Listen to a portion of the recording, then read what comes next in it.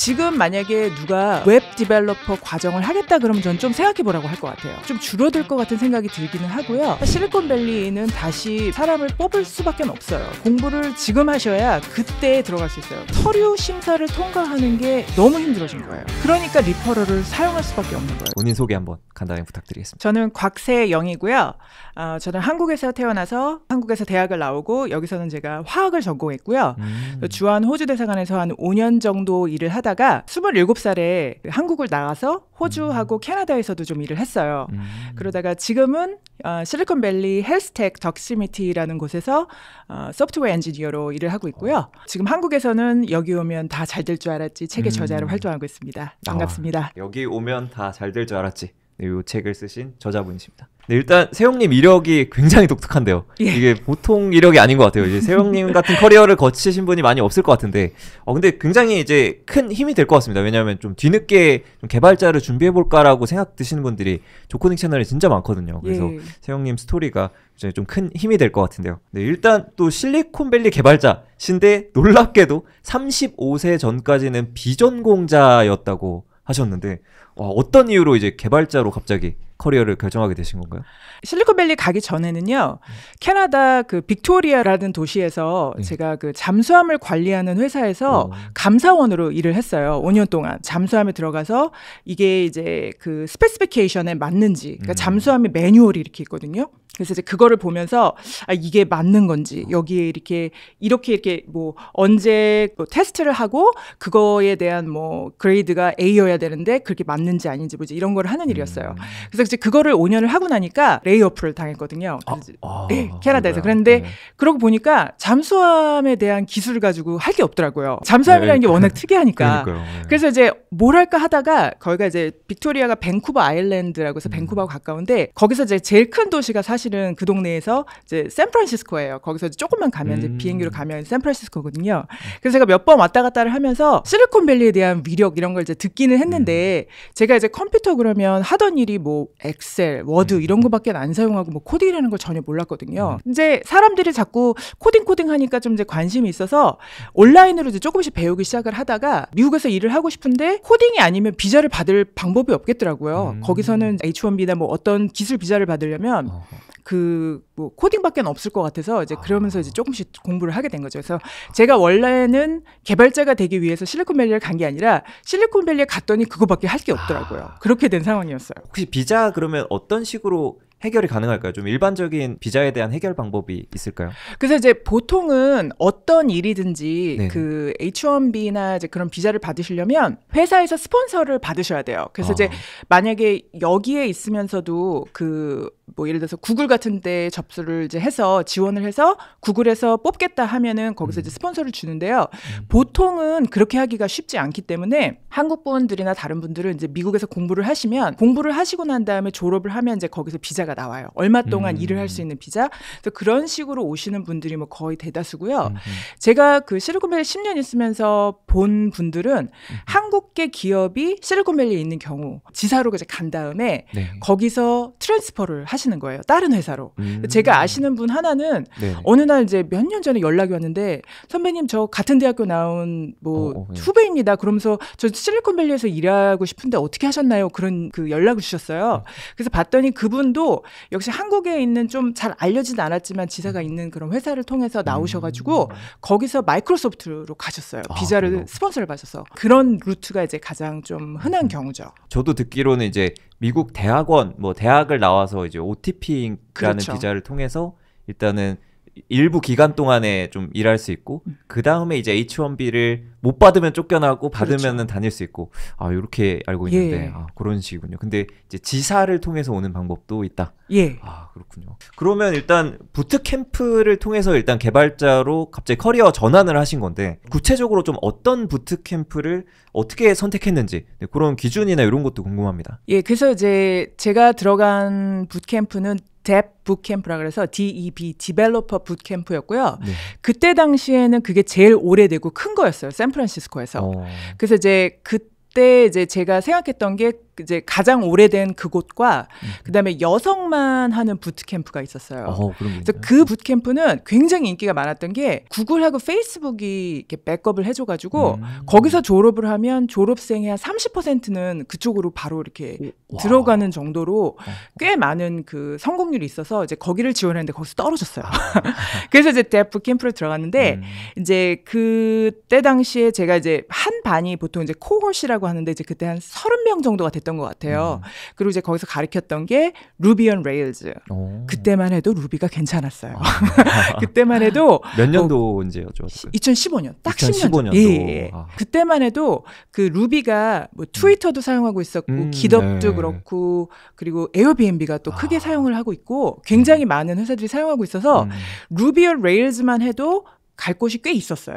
제가 그때 선택을 했던 기준 자체는 말씀드렸다시피 좀 오래된 곳, 좀 오래돼서 졸업생들이 얼마만큼 성공률이 있는 곳, 이제 이런 거를 많이 좀 본 기억이 있고요. 요즘 제가 얘기를 들어보니까 한국에서 부트캠프 좀 선택을 하실 때 강사 이런 걸 많이 이제 리뷰 같은 것도 보시고 어떤 분이 강사를 하시나 이제 이런 걸 많이 보는데 저 때는 이제 미국만 해도 그런 리뷰 같은 문화가 별로 없어가지고 뭐 그런 거는 생각도 안 했었던 것 같아요 그때.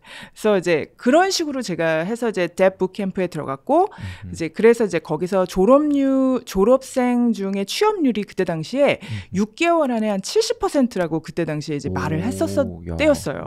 그리고 제가 기억을 하기에도 6개월 정도 지나고 나니까 70% 취업을 한 건 맞는 것 같아요. 와, 되게 잘 됐네요. 예, 그때만 해도 정말 붐이었어요. 그래서 그 더군다나 웹 디벨로퍼 같은 경우에는 부트캠프에서 정말 졸업하면 괜찮은 그 성공률이 있었어요. 그래서 아마 이제 운이 좋았던 때였죠, 그때가. 시기적으로도 확실히 요즘이랑은 조금 다를 것 같긴 하네요. 다르죠. 요즘 혹시 소식 들으신 거 있으신가요? 그래서 제가 여기 이제 나오려고 좀 여기저기 물어보기도 하고 제가 좀 이제 연구를 해봤는데요. 조사를 좀 해봤는데 요즘은 첫째로 다른 점이 부트캠프에서 졸업률 얘기를 안 하더라고요. 예전에만 해도 몇 퍼센트 6개월 안에 뭐 디벨로퍼 개발자 되는 율 이렇게 딱 나왔는데 요즘은 부트캠프마다 하는 말이 이것을 졸업하고 나서 자기 일에서 코딩을 사용할 확률이 뭐 50% 뭐 이런 식으로 굉장히 이렇게 둥글려서 얘기를 하는 경향이 있더라고요. 그래서 제가 또 다른 그 아는 친구 통해서 이제 부트캠프에 이제 전화를 해서 좀 여쭤봤는데 그쪽에서도 요즘은 졸업생에 관한 스태티스틱을 발견을 안 한다고 그러더라고요. 그러니까 그만큼 부트캠프가 사실은 작년 초부터 2024년 초부터 좀 좋지 않았던 것 같아요. 왜냐하면 이제 실리콘밸리 레이오프가 계속해서 이제 진행이 됐고 그런 상황에서 엔트리 레벨을 잘 안 뽑거든요.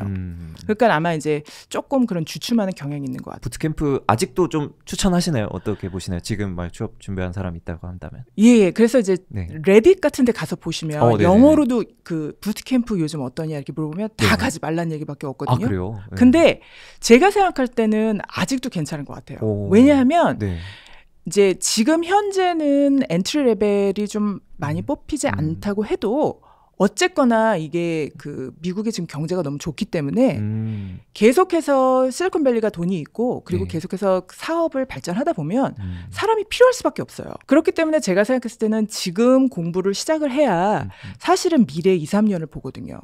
그러니까는 지금이 사실은 시작이 어려워도 왜냐하면 하지 말라는 사람도 많고 돈도 쪼달리고 이런 게 많은데 만약에 제 동생이나 제 친구에서 주변에서 지금 부트캠프 어떻게 생각하냐 그러면 저는 지금도 괜찮다고 생각해요. 메리트가 있고 그리고 또 그 실리콘밸리에서는 부트캠프를 졸업했는지 대학을 졸업했는지 이런 거는 별로 상관을 안 하거든요. 우리가 원하는 기술을 갖고 있으면 부트캠프에서 배우든 뭐 코세라를 통해서 온라인으로 배우든 그거는 별로 중요하게 생각을 안 하기 때문에 본인이 할 수 있는 돈과 시간이 있고 그만큼 열정이 있으면은 괜찮을 것 같아요.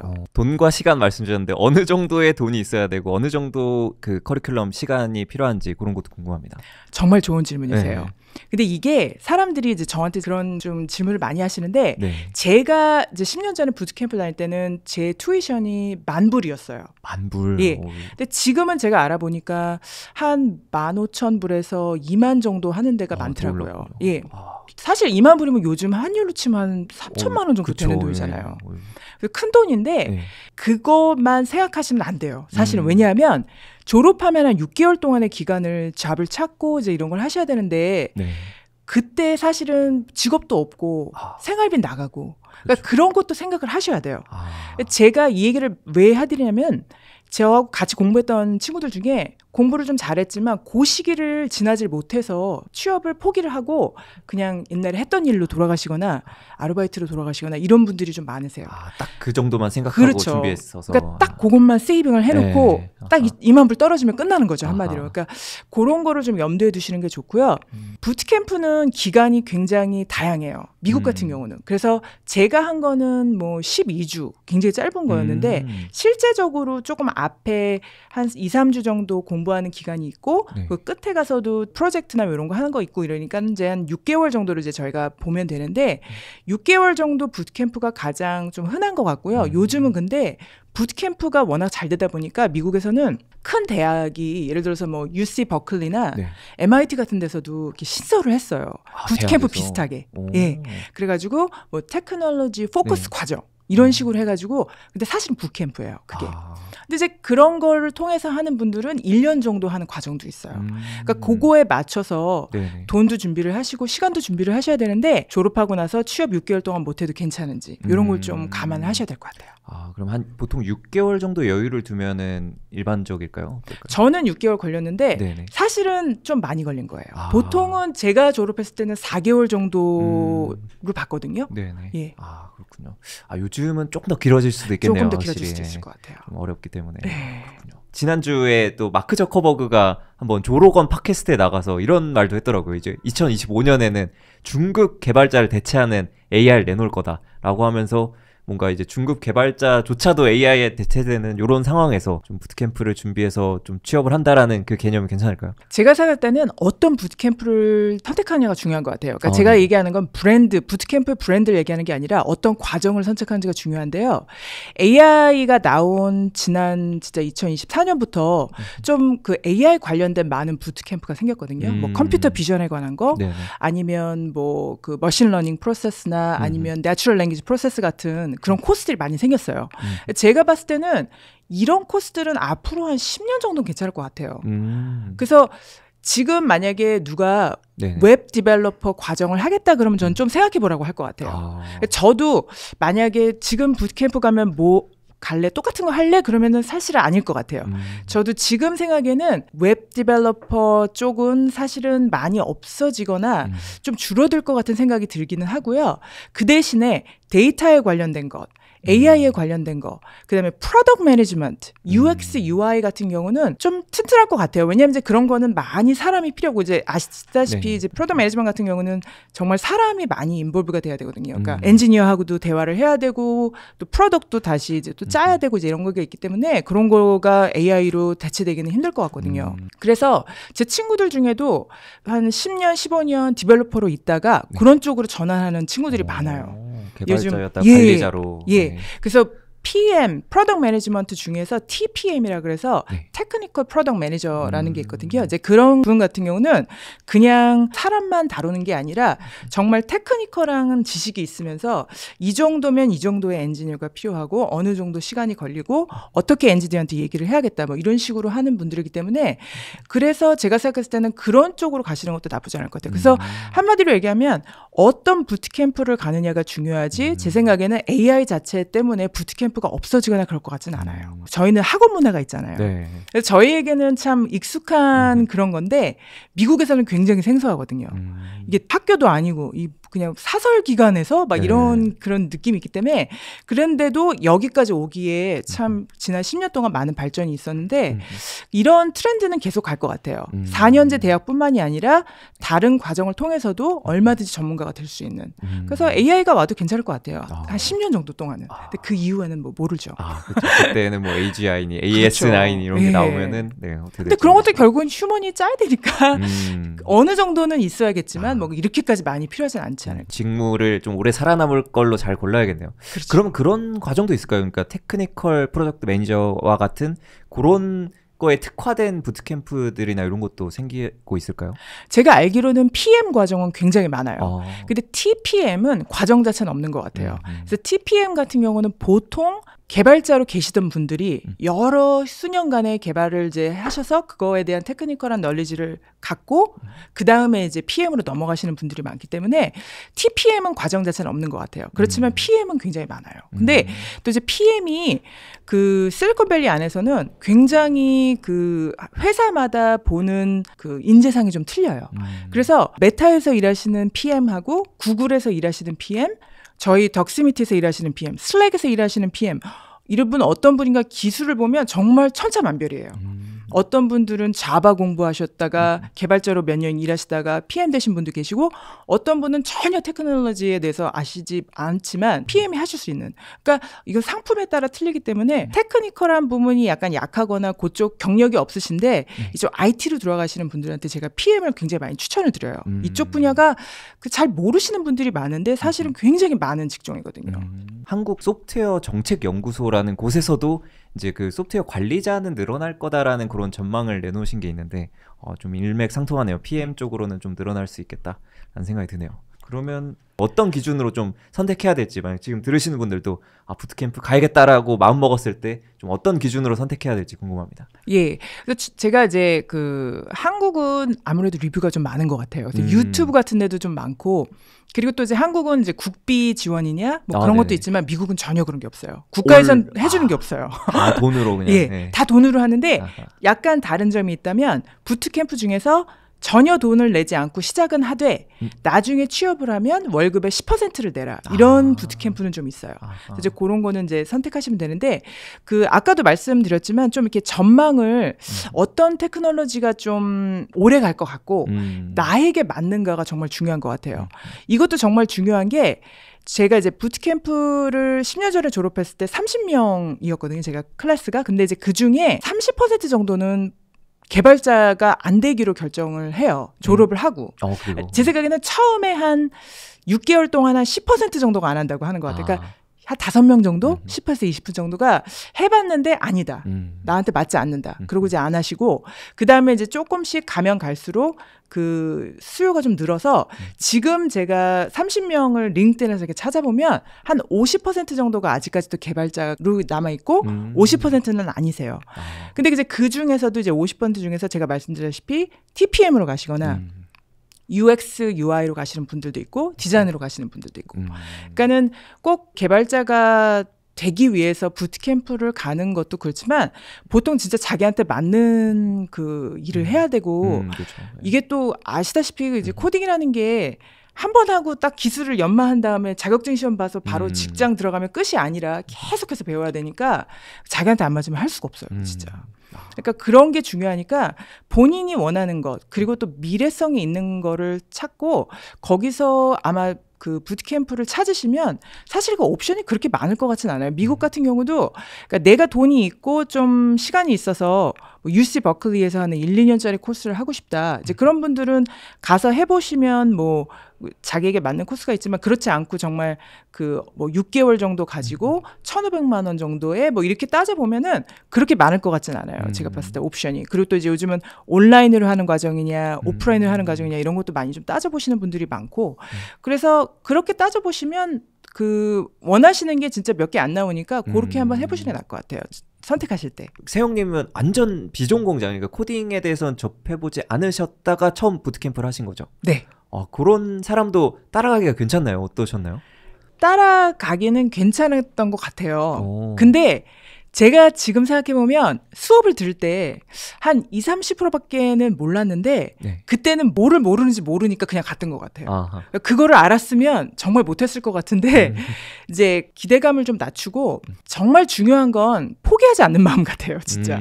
포기하지 않으면 누구나 개발자도 될 수 있고 원하는 건 다 될 수 있다. 저는 항상 그런 마음을 갖고 있어서 제가 이제 부트캠프에 들어갔을 때 같이 공부하던 친구들이 보통 대학교 졸업한 친구들, 그래서 한 20대가 제일 많았던 것 같아요. 제가 나이가 좀 제일 많은 축이었거든요. 그때도. 거기서도. 예, 35밖에 안 됐었는데 그때는.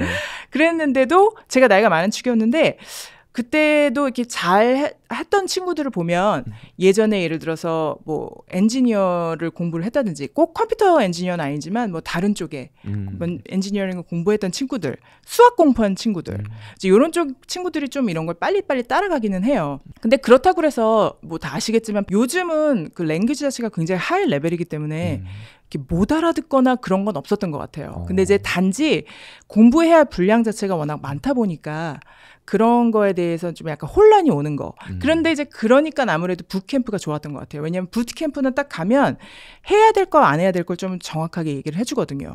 근데 혼자서 공부를 하게 되면 내가 이거를 공부를 해야 되는 건지 말아야 되는 건지 모르니까 이제 그런 게 헷갈리긴 한데 또 요즘은 콜세나 또 다른 쪽에서도 이제 그런 정보를 얻을 수 있으니까 뭐 그런 거는 그 어려울 것 같지 않은데 제가 드리고 싶은 말씀은 공부가 어렵기는 해도 포기만 안 하면 누구나 할 수 있다고 생각을 해요.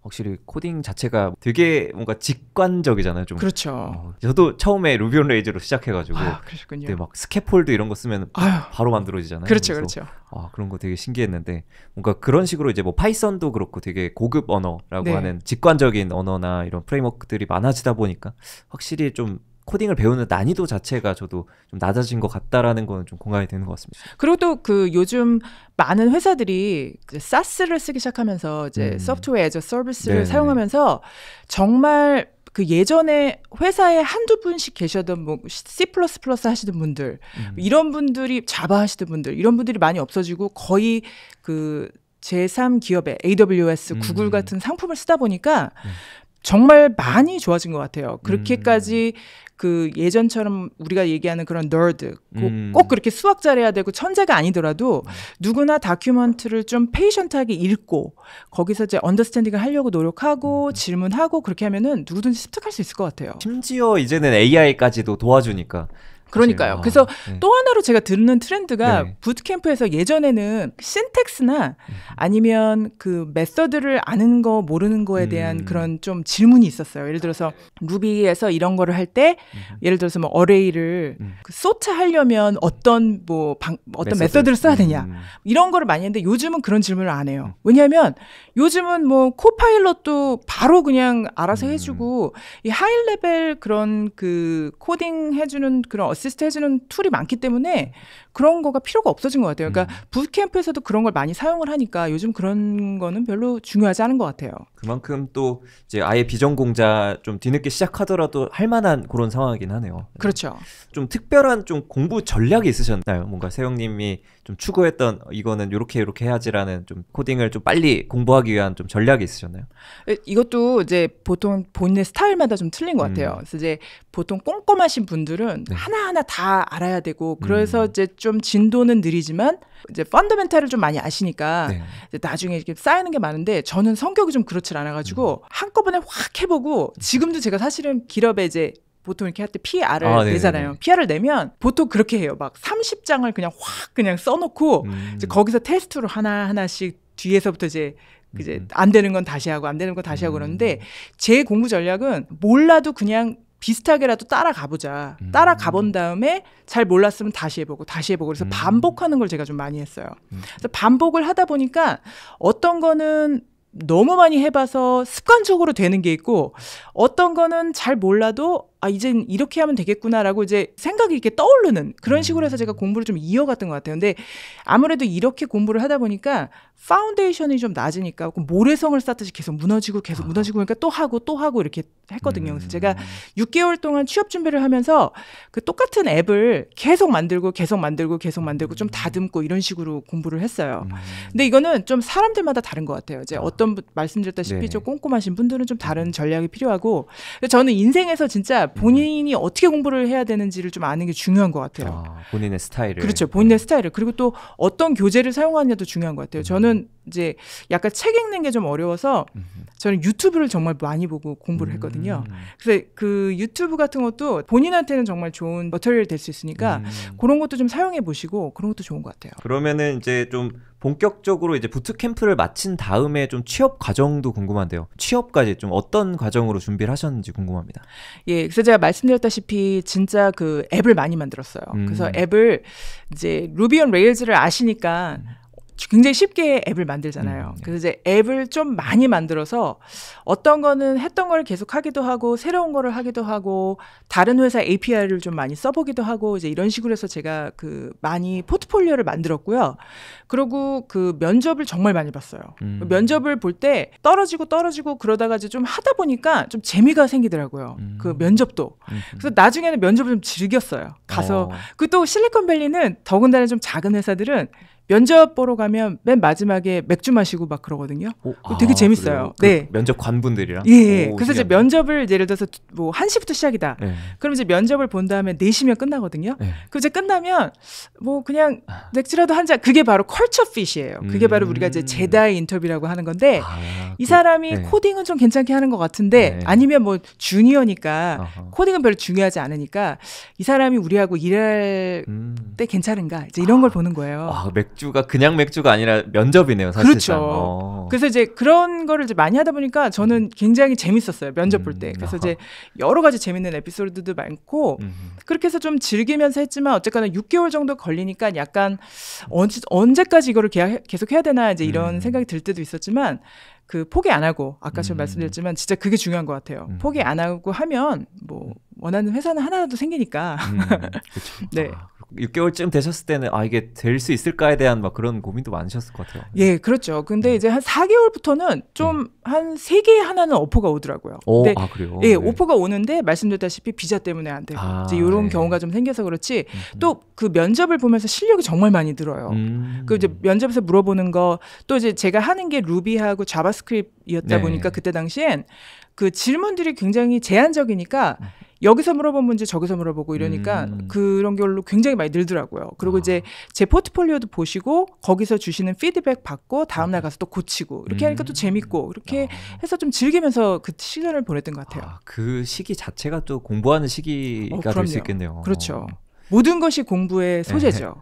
그러네요. 요즘에 이제 트럼프 2.0 시대가 되면서 H1B 관련해서 되게 논란이 많잖아요. 그러니까 혹시 모르시는 분들을 위해서 좀 H1B를 한번 뭐 소개를 드리면 이공계한테 좀 집중된 비자라고 보면 될까요? 뭐 제가 그 H1B를 소개하기는 좀 어려운데 어쨌거나 그 외국 회사에서 스폰서를 해줘서 그 일할 수 있는 자격을 얻는 거예요. 그래서 이제 그 비자를 생기면 우리 회사에서 일을 할 수 있고 우리가 이제 스폰서를 해주면 우리 회사에서 일을 할 수 있는데 거기서 만약에 레이오프를 당하게 되면 그레이스 피리어드를 가지고 한 60일 정도의 시간이 나와요. 이제 그동안 다른 스폰서를 찾아서 옮길 수도 있는 그런 비자고요. H1B를 받고 어느 정도 있으면 나중에 그린카드 그러니까 영주권을 신청할 수도 있어요. 그래서 보통은 그렇게 하는데 그게 이제 쿼타가 있어요. 나라마다.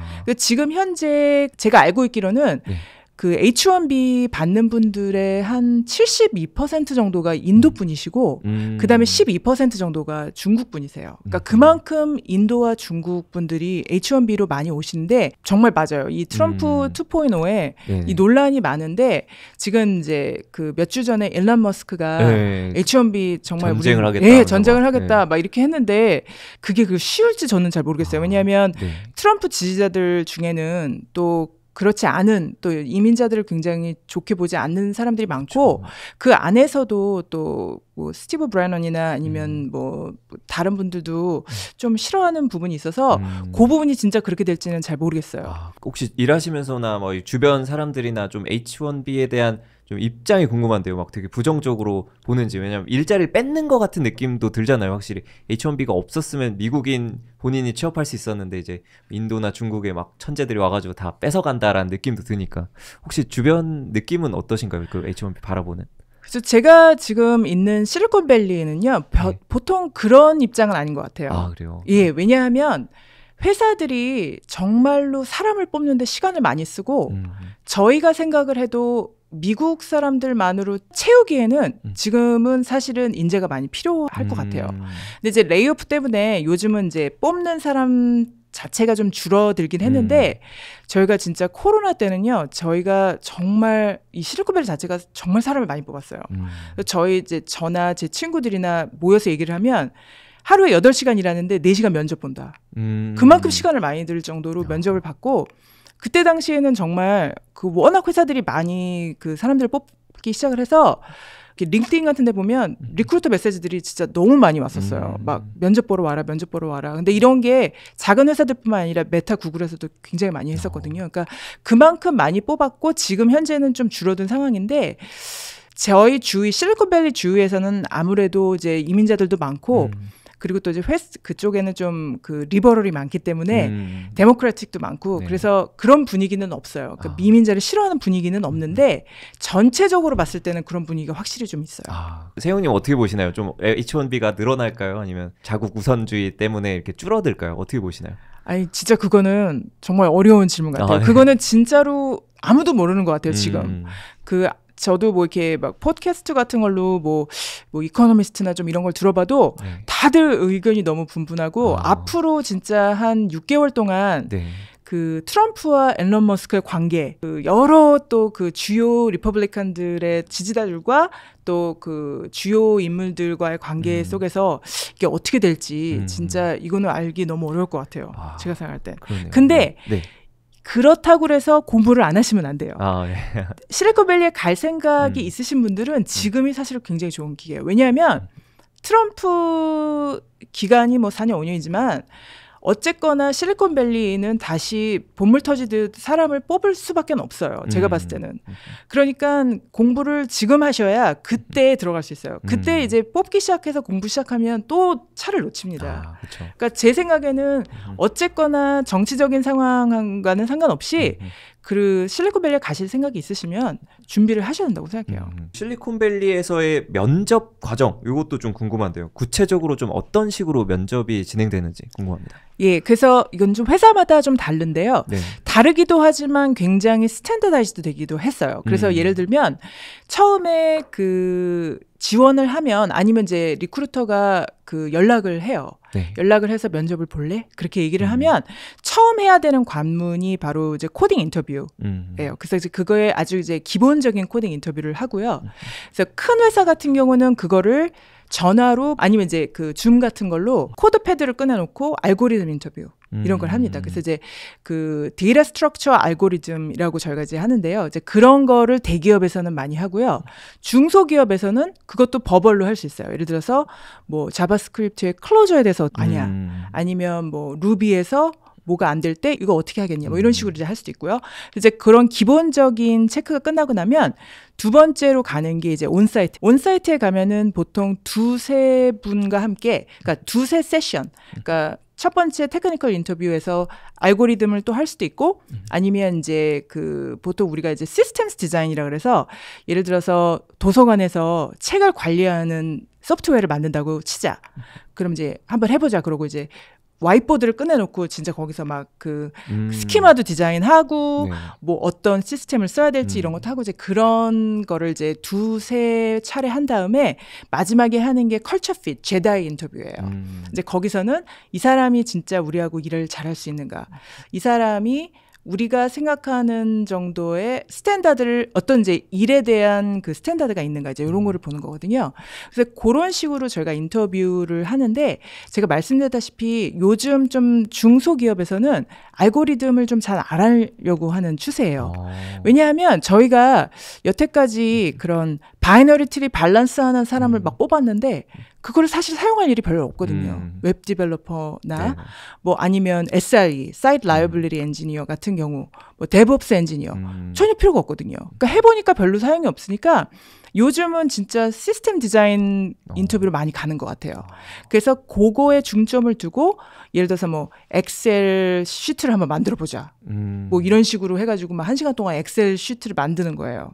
이제 그런 거를 이제 많이 저희가 하고 그 다음에 이제 마지막에 말씀드렸다시피 이제 컬처 핏.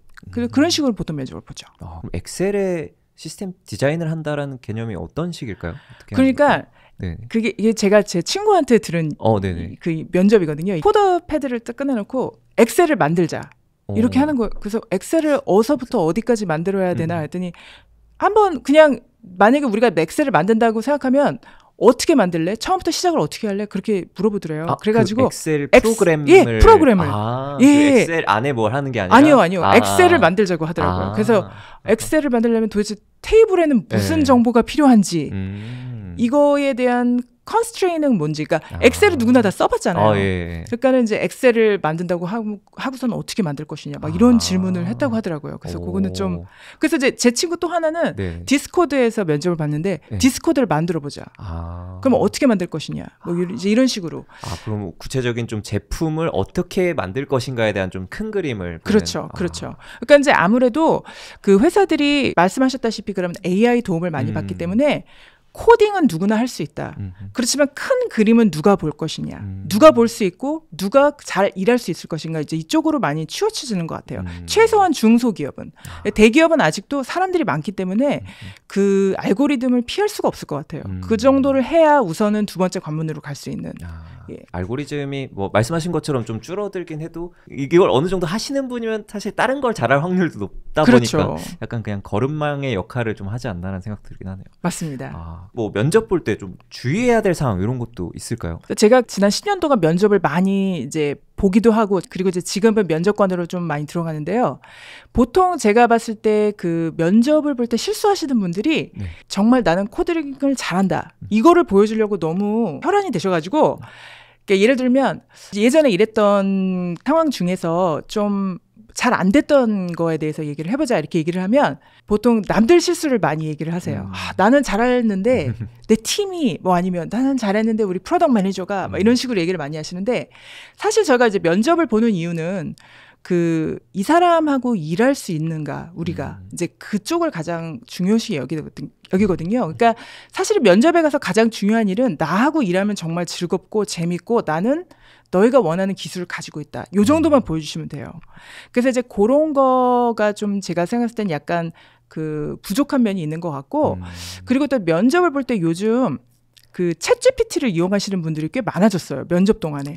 예. 허용해주나요, 보통? 그래서 이제 그거를 예를 들어서 이제 면접을 하면 예를 들어서 나 그 메서드가 생각이 안 나는데 챗GPT나 물어봐도 되냐? 그러면 좋아 이렇게 얘기를 하는데 그걸 이제 슬쩍 보시고 하는 분들이 계시는데 그거를 슬쩍 보시면 그 이제 벌써 포커스가 날아간 거예요. 그거를 이제 또 카피 앤 페이스트를 해야 되고 또 이제 막 그럼 정신이 막 분산되니까 제 생각엔 마이너스 같아요.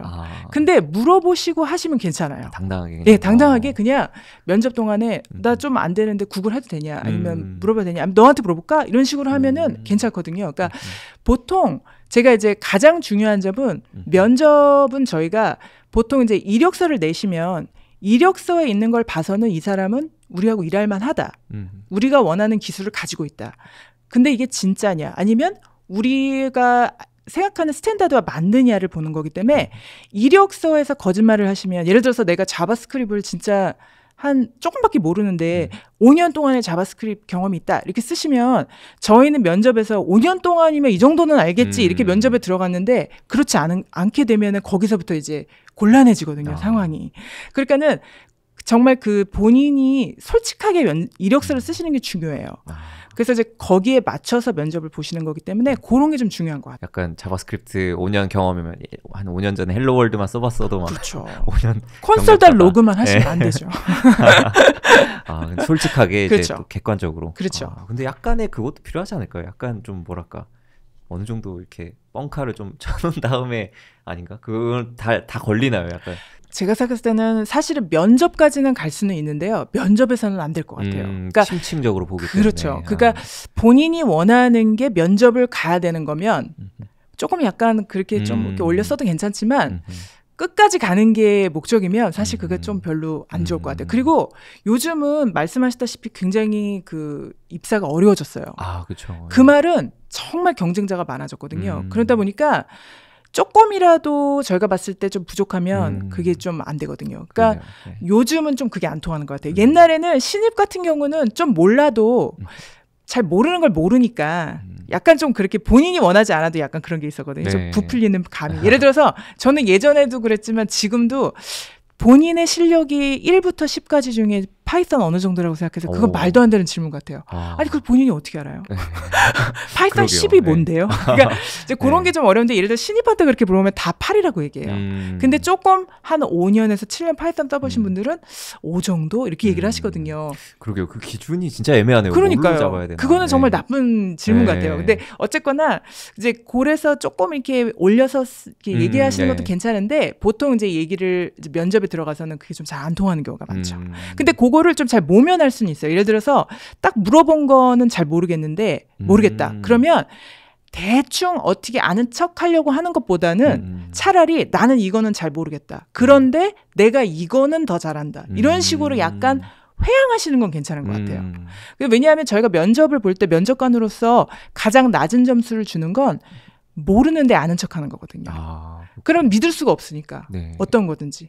그러니까는 이제 그런 것만 피하시면 괜찮을 것 같아요. 그러면은 어느 정도 회양하는 스킬은 좀 갖추되 그렇죠. 좀 모르는 걸 아는 척하지 말자. 그렇죠, 그렇죠. 좋습니다. 일단은 또 실리콘밸리 좀 취업할 때 좀 특징 중에 하나가 추천제, 그러니까 좀 레퍼럴 통해서 사람을 모집한다 이런 얘기가 있던데 혹시 그거에 대한 좀 설명 부탁드려도 될까요? 요즘 실리콘밸리에서 사람을 뽑을 때 링크드인을 많이 사용하잖아요. 네.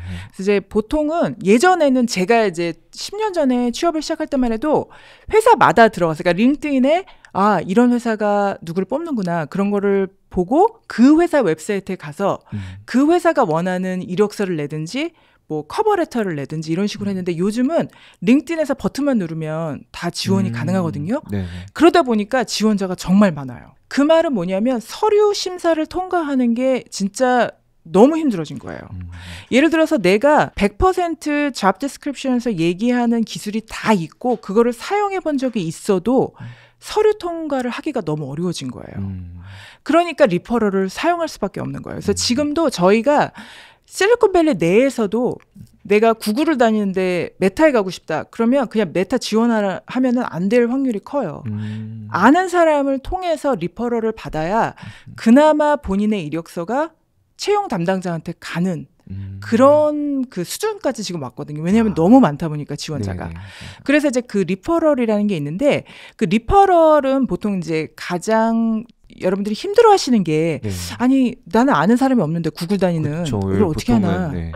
근데 그 링크드인에 가면 구글 다니는 사람이 엄청 많거든요. 그렇죠. 네. 그 실리콘밸리에 다니는 거의 많은 사람들이 리퍼럴을 굉장히 웰컴해요. 그러니까 리퍼럴을 예를 들어서 이제 링크드인 같은 걸로 세영님 저 뭐 이런 거에 관심이 있는 사람인데 저를 좀 리퍼해 주세요. 그러면 제가 이 사람은 시간도 없고 이런데 이런 거를 이렇게 하지 않는 이유가 있어요. 왜냐하면 저희는 보너스가 있거든요. 들어오게 되면. 그렇죠. 제가 지원한 사람이 면접을 보고 들어오면 저는 보너스를 받아요. 그러니까 저는 항상 이거를 귀를 열어놓고 항상 기다리고 있습니다.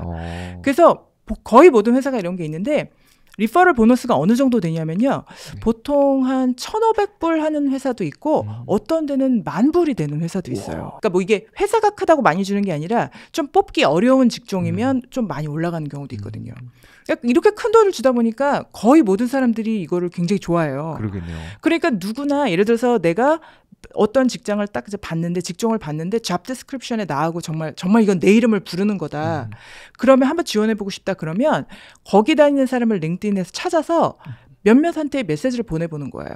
그래서 저처럼 기다리는 사람이 있으면 그 사람한테 리퍼럴을 받고 링크를 받아서 그냥 지원을 하면 되거든요. 그 스페셜 링크가 있어요. 저희 직원들이 쓰는 링크가.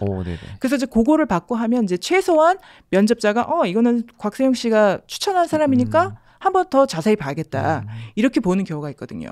그래서 지금 리퍼럴은 또 이제 잘못 생각하시는 게 리퍼럴이 내가 아는 사람이 있다고 바로 통과되고 바로 직장을 갖는 게 아니라 가장 어려워진 서류 심사를 통과할 수 있는 패스를 받는 거나 마찬가지예요. 그러니까 최소한 사람이 내 이력서를 읽는다. 그러니까 이제 그래도 꽤 괜찮죠. 그러네요. 안 할 이유가 없네요, 사실. 그렇죠. 무조건 해야겠네요. 그렇죠. 무조건 하셔야 돼요. 근데 그런 것도 있을까요? 그러니까 추천을 또 아무나 받다 보면 사실 되게 안 좋은 사람을 추천했다가 좀 원래 다니시던 분이 또 불이익을 받거나 하는 것도 있을까요? 그럴 수도 있겠죠. 근데 그럴 수도 있는데 이제 보통 저 같은 경우도 리퍼럴을 요청을 하면 이제 링크드인에 가서 봐요. 이분이 이제 분인가? 괜찮은 분인가 아니면 잡 디스크립션하고 비슷한가. 그래서 이제 할만하다 하면 저도 링크를 주거든요. 왜냐하면 아니 저기 회사 다니는데 말씀 주신 대로 좀 그런 사람을 그럼 그렇잖아요. 그러니까 이제 저도 웬만큼 조사를 하고 그리고 또 이제 그 커피도 마셔보기도 하고 그 지역이 같으면 아니면 줌으로 통화도 해요. 그래서 이제 웬만큼 괜찮다 싶으면은 리퍼럴을 하죠. 네, 그럼 리퍼럴 이제 받으려고 요청을 해야 될 때 좀 어떤 점을 강조를 해야 될지 또 어떤 점을 주의를 해야 될지 궁금합니다. 왜냐하면 보시는 분들이 아마 이제 이걸 알았으니까 다 메시지를 엄청 할 것 같은데 그때 좀 조심해야 되거나 이런 게 있을까요? 우선은 이제 말씀드렸다시피 그 서류 심사를 통과하는 과정이기 때문에 네. 본인이 잡 디스크립션에서 요구하는 스킬이 없으면 사실은 별로 승산이 없어요. 그러니까 링크를 받아도 사실 승산이 없으니까 그렇게는 하시지 않되 정말 내가 할만하다 하실 경우에만 하시는 게 좋고요. 그리고 예를 들어서 이제 구글에 들어가고 싶다 그래서 구글에 다니는 사람이 정말 많잖아요. 네. 그분들한테 다 메시지를 보내자면 그러면 정말 안 돼요. 정말 조심해야 될 점 중에 하나가 여러 명한테 그 보내서 여러 명한테 리퍼럴을 받는 거예요. 그렇게 되면 시스템에서 혼란이 와요. 그래서 곽세영 씨가 추천을 했는데 또 다른 분이 네. 또 추천을 하고 이런 식으로 되면은 이게 굉장히 안에서는 또 혼란스러워지거든요. 그러니까는 하나를 보내놓고 조금 기다리다가 연락이 없으면 다음 걸로 가든지 이렇게 하시는 게 좋고요.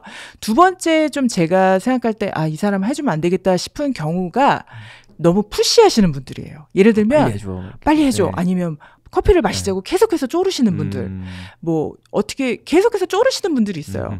이제 그런 경우에 약간 좀 저희도 안 하게 되죠. 그러니까 그 격식을 좀 차려서.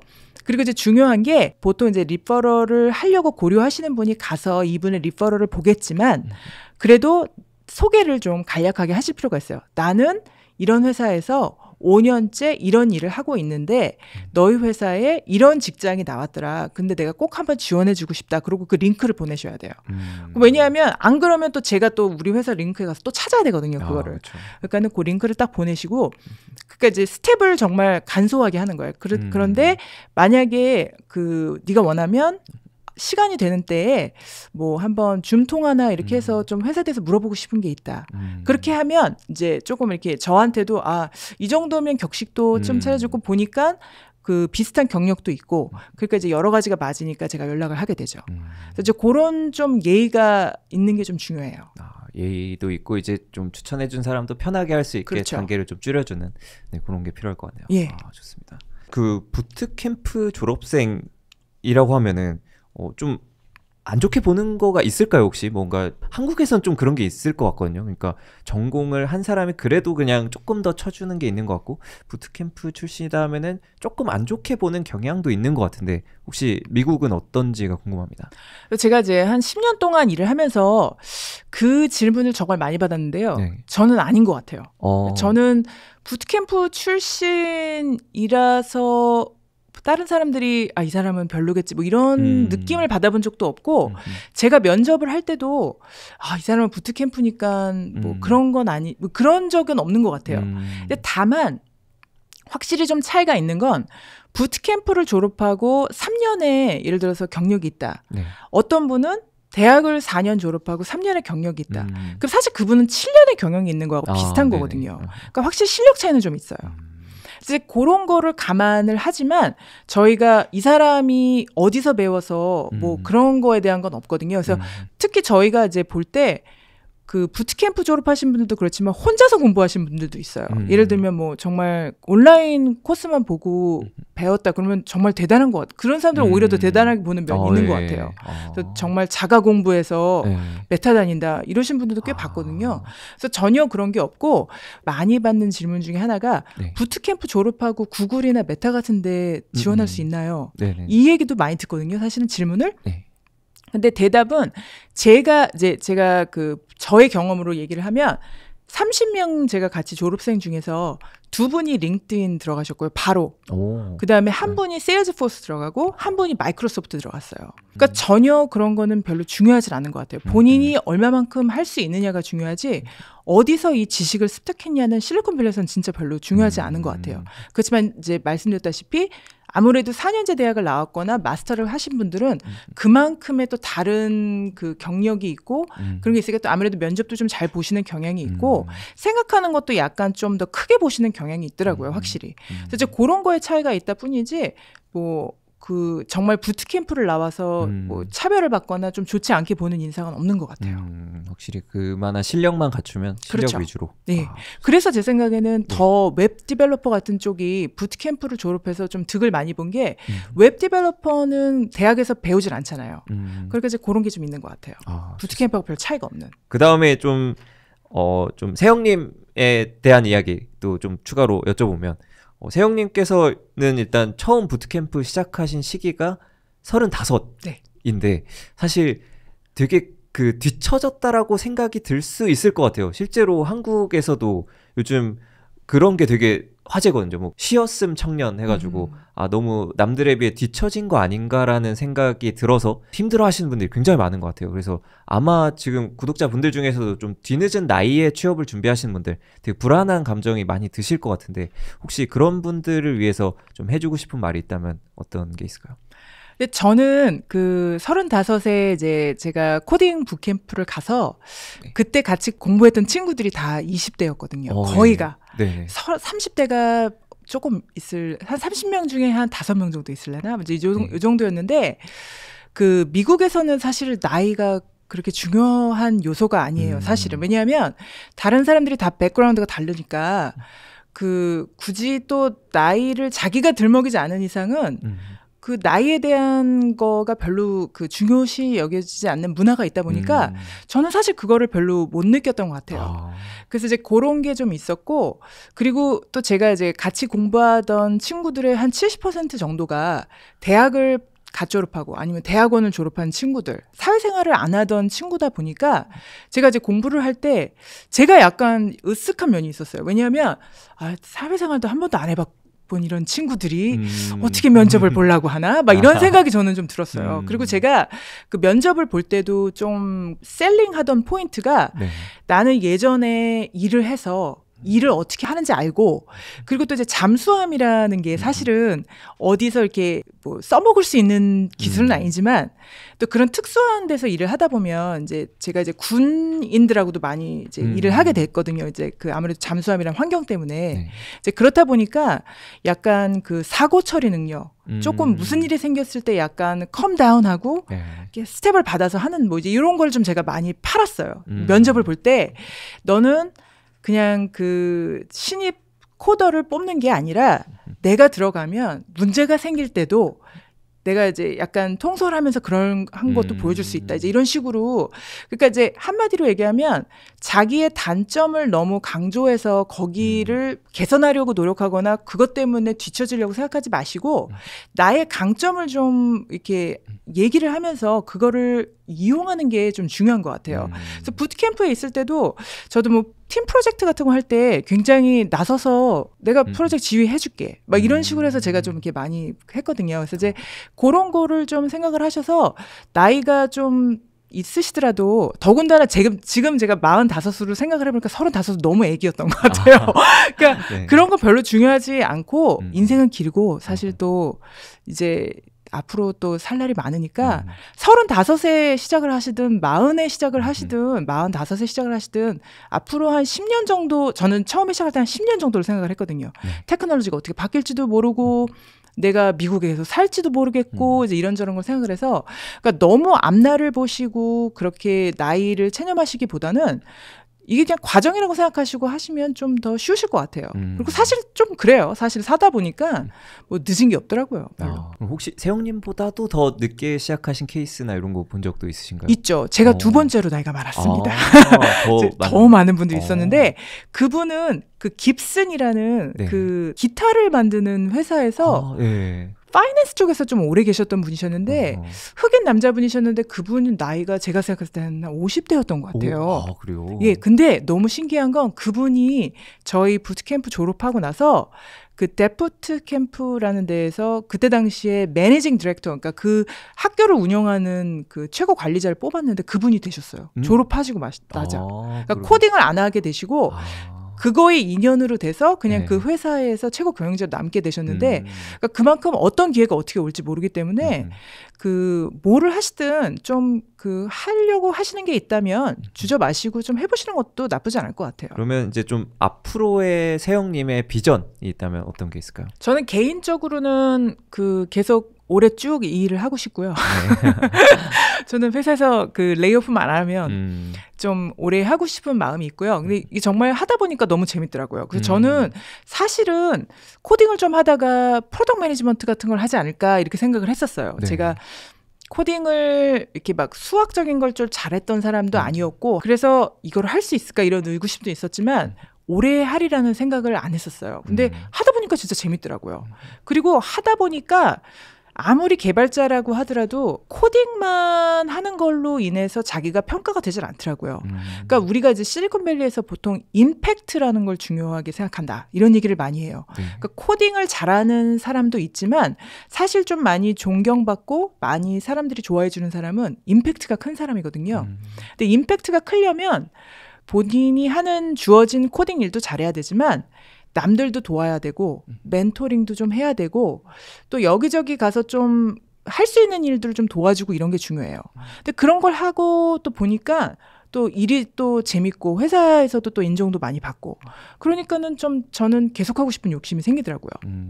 그래서 저는 이쪽 일을 좀 계속하고 싶고 그리고 좀 배우고 싶은 게 있으면 좀 데이터 쪽으로 좀 많이 배우고 싶어요. 그래서 요즘은 일을 할 때도 약간 데이터 일을 좀 더 많이 하려고 하거든요. 그러니까 아무래도 데이터가 많이 사용되기도 하고 또 AI에서도 사용도 되고 이제 이러니까 많이 또 사람들이 얘기도 하고 이러다 보니까 그쪽으로 관심이 많아졌어요. 나이가 크게 사실 중요하지 않은데 되게 한국에서 특히 그게 강한 것 같아요. 그래서 되게 내가 뒤처지지 않았을까라는 생각을 많이 하시는 것 같은데 물론 근데 좀 한국 문화 특성상 그런 것도 있겠지만 오히려 미국으로 눈을 돌려보시면 또 좋은 기회가 진짜 세영님처럼 이렇게 있을 수 있겠다라는 생각 듭니다. 예, 진짜 한국이 좀 나이가 많이 그 중시되는데 네. 제가 생각할 땐 이거는 그 우리가 이제 단일 민족이고 그렇다 보니까 사람들을 좀 다르게 볼 수 있는 게 나이가 좀 큰 것 같아요. 그래서 그런데 외국은 정말 지역도 크고 문화도 많고 인종도 많고 이러다 보니까 사실 나이가 진짜 중요하지 않은 것 같아요. 근데 그게 미국뿐만이 아니라 캐나다도 그렇고 좀 다른 나라도 그렇지만 실리콘밸리가 좀 그런 면이 좀 강한 것 같기도 하고요. 근데 또 많은 분들이 또 저한테 물어보시는 게 실리콘밸리에 오시면 나이 많은 사람이 없어요.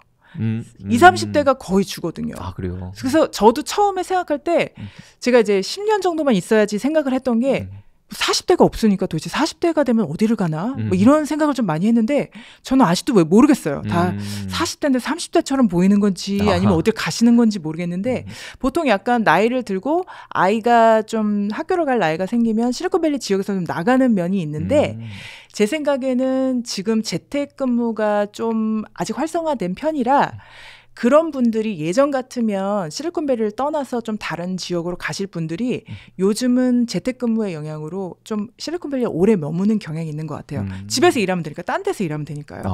그래서 요것도 약간 문화적인 차이가 조금 있으면 보일 것 같아요. 이 방송을 보시는 분들은 아마 이렇게 좀 미국 부트캠프나 이렇게 준비를 하고 싶은 분들도 많이 계실 것 같은데요. 세영님이 만약 지금 2025년에 다시 도전을 한다. 처음부터 도전을 한다 라고 하면 어떤 식으로 공부하고 어떤 경로를 거쳐서 이제 개발자가 되실 건지가 궁금합니다. 예, 그래서 아까 처음에 말씀했다시피 제가 만약에 부트캠프를 다시 들어간다고 하면 디벨로퍼 부트캠프를 안 갈 것 같아요. 디벨로퍼는 안 할 것 같고요. 제 생각에는 데이터 쪽이나 아니면 모바일 디벨롭먼트 쪽으로 갈 것 같아요. 그러니까 왜냐하면 예전에 제가 10년 전에만 해도 회사가 이제 자기를 알리는 뭔가 웹을 만든다 그러면 웹을 먼저 만든 다음에 모바일 앱을 만들었거든요. 근데 요즘은 그게 바뀌었잖아요. 사람들이 다 모바일로 보니까 확실히 모바일 디벨롭먼트가 좀 많이 사람을 뽑기도 하고 웹 디벨롭먼트는 조금씩 줄어드는 것 같아요. 그래서 이제 그 차이가 있고요.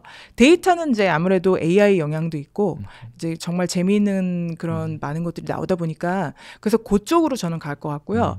공부하는 방법에 대해서라면 정말 제가 이제 부트캠프 처음에 다닐 때는 몰라도 아는 척하고 그냥 넘어가는 게 진짜 많았는데 제가 다시 시작한다면 좀 질문을 많이 하고 모르는 거를 좀 펀더멘털부터 좀 많이 배운 다음에 좀 올라가는 그런 연습을 좀 할 것 같아요. 근데 어쨌거나 저는 부트캠프 가서 배우는 게 2025년에도 지금 봐서도 뭐 괜찮을 것 같고요. 다시 한다고 하면 조금 종목을 바꿀 것 같지 방법을 바꿀 것 같진 않아요. 그러면 근데 질문하는 것도 되게 좋을 것 같아요. 왜냐하면 원래 이제 막 선생님들한테 물어보려면 힘든데 이제 챗GPT나 뭐 이렇게 클라우드나 코딩 물어보면 알려줄 그런 AI도 많다 보니까 네, 오히려 배우기는 되게 좋은 환경이 된 것 같아요. 네, 그럴 것 같아요. 부트캠프나 대학원이 아니어도 리퍼럴을 잘 받아서 취업 후 미국으로 넘어가는 경우도 좀 있나요? 라는 질문이 있는데 어떻게 보시나요? 비자는 제가 생각했을 때 리퍼럴하고는 별로 상관은 없을 것 같아요. 그러니까 리퍼럴은 진짜 회사 들어가는데 서류 면접 보는데 좀 유리한 그런 장치라고 보시면 되고요. 이제 비자는 회사가 어쨌거나 그 외국인을 받을 만한 준비가 되어 있고 그럴 만한 목적이 있으면 어떻게 들어온 사람이라도 리퍼럴로 들어왔든 어떻게 들어왔든 마음에 들면 이제 비자를 이제 스폰서를 해주는 거죠. 그러면은 아예 지금 뭐 찐 한국 외국 한 번도 안 나가본 한국인 분인데 실력이 굉장히 뛰어나서 일단 지원을 하면은 거기서는 이제 H1B에 그 지원을 해줄 수 있는 그런 상황일까요? 그럼요. 그래서 보통은 네네. 한국에서 박사 과정 받으시는 굉장히 특수한 직종에 있으신 분들 네네. 그런 분들 같은 경우는 바로 그 스폰서를 받으시죠. 제가 아는 친구 중에 한국에서 그 박사 과정을 받으시고 지금 애플에서 그 레이저 쪽에서 일을 네. 하시는 분이 있거든요. 네. 그분은 바로 그냥 박사 과정 하시고 나서 지원해서 들어가셨어요. 그런 경우도 있죠. 근데 그런 걸 노리시려면 정말 특수 분야에 굉장한 실력이 있으셔야 돼요. 근데 H1B가 제가 정확하게 아는 건지 모르겠는데 3년이었나요? 기간이? 그 6년? 제가 생각할 때 3년이었던 것 같아요. 예. 그래서 최대 2번에서 뭐 6년까지 있을 수 있고 근데 거기랑 이제 영주권이랑도 연결이 되나요? 어떻게 되나요? 보통 H1B를 신청을 하면 영주권을 신청할 수가 있어요. 그래서 이제 영주권을 회사에서 네네. 스폰서를 해주겠다. 그렇게 하면은 이제 그런 과정이 들어가고 그럼 이제 거기서 이제 또 기다리는 게 그것도 나라마다 약간 틀려요. 그래서 어떤 인도 분들 같은 경우는 한 10년 걸릴 때도 있어요. 신청하고. 그럼 6년 쫓겨났다가 다시 들어오거나 해야겠네요. 그렇기도 하고 뭐 그쵸. 아주 굉장히 힘들죠. 네. 근데 어쨌거나 그 보통은 그렇게 해서 많이 영주권을 받으세요. 한국 분들은 좀 더 빨리 되고 그래서 예 그런 분들이 많죠. 근데 비자는 계속해서 바뀌고 이래서 그렇죠. 어디 가서 공식성상에서 말씀드리기가 좀 어려워요. 왜냐하면 제가 비자를 잘 아는 것도 아니고 또 변하는 부분도 있고 그래서 그런 거 좀 알아보세요. 실리콘밸리 업무를 하면서 국내 업무할 때와 달리 문화 충격을 받은 적이 있나요? 라고 하셨는데 그럼요. 많죠. 문화 충격 엄청 많이 받죠. 저는 한국에서는 사실은 주한 호주 대사관에서만 일을 해서 한국 회사라고 할 수는 없는데요. 제가 캐나다에서 일을 한 거와 비교를 해도 문화 충격적인 게 있어요. 예를 들면 지금 회사는 아니고 전 회사는 좀 있었을 때인데 실리콘밸리에 있었을 때인데요. 이제 예를 들어서 이제 목요일 날 좀 술을 좀 드시고 10시에 미팅에 안 와놓고 어젯밤에 술 너무 마셔서 오늘 좀 못 일어났다. 막 이렇게 예를 들어서 이제 우리는 이제 연차를 쓰거나 좀 아파서 안 나온다 그러면 약간 거짓말도 하잖아요. 그래서 걔가 아파서 이런 얘기 하는데 실리콘밸리 그런 게 없어요. 어쨌거나 내 휴가 쓸 거면 그냥 당당하게 얘기하는 거. 그래서 술 마셔서 막 점심시간에 늦게 들어왔다. 막 그냥 이렇게 얘기하는 거 아무렇지도 않게 얘기하고 처음에는 좀 문화 충격이었어요. 그래서 이래도 되나? 막 이런 것도 있었는데 좀 그런 게 있고요. 그리고 이제 다른 점은 정말 바람직하게 다른 점은 그 예를 들어서 정말 신입사원이 큰 회사 뭐 이렇게 뭐 회의 같은 데서 CEO한테도 질문하고 막 이럴 때 아무런 거리낌이 없어요. 그런 거 하나는 정말 대단한 것 같고요. 그 제가 이제 배우면서 조금 놀랐던 건 우리나라에서는 웬만큼 엔지니어가 되고 난 다음엔 매니저, 관리자의 자리를 가지 않으면 힘들다거나 예를 들어서 야 너는 아직까지 7년인데 엔지니어 매니저 아니고 엔지니어야? 뭐 이러잖아요. 근데 실리콘밸리는 엔지니어로서 쭉 가는 패스와 매니저로 전환하는 패스가 따로 있어요. 그래서 내가 사람들하고 이렇게 말하고 이런 거 싫어하고 이러면 쭉 엔지니어로 가도 아무도 아무 말 안 해요. 오히려 누가 엔지니어에서 매니저가 된다 그러면 혹시 내가 엔지니어링을 못해서 매니저가 된다고 사람들이 생각하지 않을까? 이런 고민을 많이 해요. 그래서 여성분 같은 경우는 여성 엔지니어 같은 경우는 보통 매니저가 되는 걸 약간 좀 두려워해요. 내가 이랬다가는 정말 엔지니어로서 실력이 없다는 생각이 들게 하니까 그래서 오히려 매니저로 안 가려고 하시는 분들이 많아요. 그리고 엔지니어링 매니저라 그래서 돈을 더 받지도 않아요. 그래요? 예, 그래서 연봉에는 차이가 전혀 없어요. 그래서 페이스북이나 구글같이 큰 회사들은 엔지니어 레벨이 뭐 3, 4, 5, 6 이렇게 있거든요. 이제 일반 어떤 회사 같은 경우는 뭐 주니어, 미드, 뭐 이렇게 쭉 시니어, 1, 2 뭐 이렇게 올라가는데 거기서 나오는 연봉 차이가 있지 관리자와 우리가 이제 IC라 그래서 인디비주얼 컨트리뷰터라고 하거든요. 매니저가 아닌 사람들하고의 월급 차이가 없어요. 그래서 이제 그런 거가 좀 다른 문화 차이인 것 같아요. AI로 이제 점점 더 많은 부분이 쉽게 네. 해결이 되는데 여전히 뭐 수학, 알고리즘, 그리고 컴퓨터 전공 이런 게 좀 필수적이라고 생각하시는지 궁금해요라고 질문 주셨는데 어떻게 보시나요? 저는 AI 나오기 전부터 별로 필수라고 생각 안 했어요. 이런 거. 그리고 보통 그 저희 업계에서도 필수라고 생각하지 않아요. 왜냐하면 이런 그 수학적인 말씀드렸다시피 뭐 바이너리 트리 진짜 밸런스하고 이런 고도의 알고리즘을 쓰는 일에서 사용하는 부분이 소프트웨어 엔지니어에서도 굉장히 작은 부분이거든요. 그러니까 이런 거를 못한다고 해서 소프트웨어 엔지니어 못하시는 건 아니에요. 특히 제가 하고 있는 웹 디벨롭먼트 같은 경우에는 이쪽을 좀 많이 안 봐요. 그래서 제가 아까 말씀드렸다시피 작은 회사나 중소기업 정도에서는 알고리즘 면접을 많이 제외가 됐어요. 그래서 이제 별로 신경을 안 쓰셔도 될 것 같고요. 근데 제가 이제 중소기업이라고 하면 어느 정도를 생각하시는지 좀 궁금해하실 것 같은데 제가 한 달 전쯤에 제 친구가 그 슬랙에 다니는 친구가 있거든요. 그러니까 그 정도면 좀 미들 레벨이라고 할 수 있죠. 이제 그쪽에서도 이제 요즘은 알고리즘 면접 안 본다고 하더라고요. 아, 그래요? 예. 그래서 이제 뭐 그것도 부서마다 약간 다른 점은 있는데요. 그래서 이제 그렇게 별로 이제 재미없으시면 그쪽으로 그래도 어쨌거나 조금 하시긴 하셔야 되는데 그렇게까지 이렇게 정말 시간을 많이 쓸 필요는 없으실 것 같아요. 좋습니다. 네, 그러면은 이 정도로 해서 마무리를 하면 좋을 것 같습니다. 네. 긴 시간, 좋은 말씀 주셔서 너무 감사드리고요. 아마 이제 구독자분들도 좀 미국 관심 있으시거나 아니면 좀 늦은 나이에 좀 취업에 관심 있으신 분들에게 굉장히 큰 힘이 되지 않았을까 싶습니다. 네, 곽세영 나와주셔서 감사드리고 마지막으로 혹시 책 소개 한번 해주실 수 있을까요? 어떤 책인지? 예, 그래서 제가 지금 여태까지 말씀드렸던 거에 조금 더 정확하고 자세한 일화와 에피소드가 들어있는 책이고요. 꼭 외국에 나가시지 않는다고 하셔도 좀 재밌게 읽으실 수 있을 것 같아요. 저는 굉장히 재밌게 읽었거든요. 그래서 그래서 재밌는 일화도 많고요. 어째 실리콘밸리 그러면 보통 생각하시는 게 굉장히 화려하고 잘 되고 성공적인 얘기만 보시는데 조금 어두운 면도 있고 거기서 다 잘 되는 것도 아니고 이런 면도 좀 제가 싫어서요. 재밌게 읽으실 수 있을 것 같아요. 네. 그러면 좀 실리콘밸리의 좀 다양한 면모를 좀 더 자세히 보고 싶으신 분들은 여기 오면 다 잘 될 줄 알았지. 책을 한번 구입해서 보시기를 추천드립니다. 네, 그러면은 이제 방송은 마치도록 하겠습니다. 네, 시간 내주셔서 너무 감사합니다. 감사합니다. 네, 감사합니다.